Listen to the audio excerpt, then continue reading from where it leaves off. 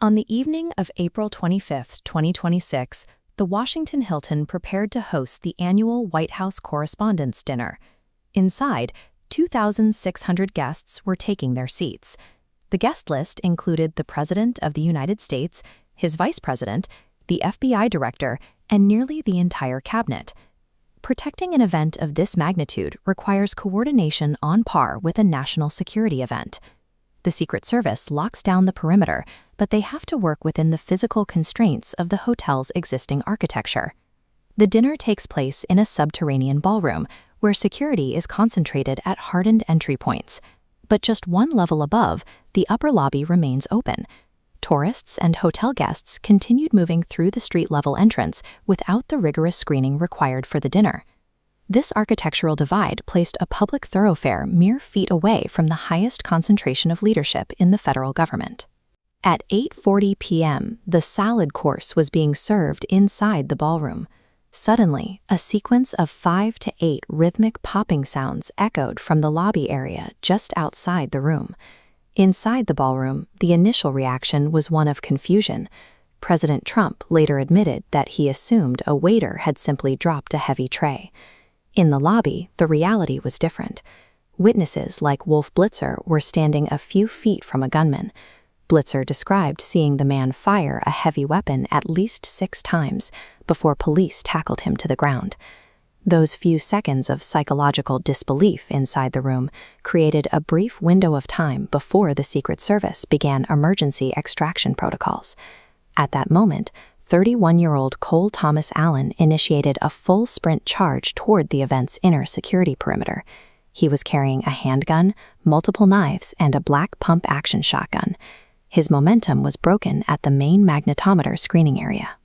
This checkpoint sits at the final bottleneck before the entrance to the banquet hall. During the struggle, the attacker fired, striking a law enforcement officer in the chest. The officer survived because his bullet-resistant vest absorbed the impact of the round. The magnetometer perimeter functioned as a hard physical barrier. By stopping the gunman at the metal detectors, security forces forced the confrontation to happen in an empty hallway rather than on the floor of the ballroom. While local police and agents neutralized the shooter in the lobby, the Secret Service initiated emergency protocols inside the room. Agents immediately moved to extract President Trump and the First Lady from the elevated head table on the main stage. Armed tactical teams with rifles swarmed the dais, creating a defensive line between the stage and the thousands of attendees in the room. As the protectees were rushed to a secure holding area, guests on the floor took cover under their tables. Some began to chant, "God bless America," while others filmed the tactical units on their phones. Secret Service protocol focuses on moving the protectee to a predetermined secure site, rather than attempting to hold a compromised position. In an active threat, the priority is to move the target into a mobile bubble and abandon the venue entirely. Within an hour, the suspect was in custody and the ballroom was cleared.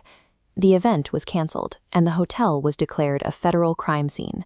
Investigators established that the suspect, a tutor from California, specifically intended to target administration officials. 2 hours later, the president appeared in the White House briefing room, still in his tuxedo, to address the nation. He described the shooter as a lone wolf, and he explicitly stated that the attack would certainly not deter his administration's military strategy in the war with Iran. The attack occurred at a location with a specific history of political violence. 45 years earlier, President Ronald Reagan was shot as he exited this exact hotel. The 2026 breach proves that even with national security-level perimeters, the physical proximity between public spaces and government leadership remains a persistent vulnerability.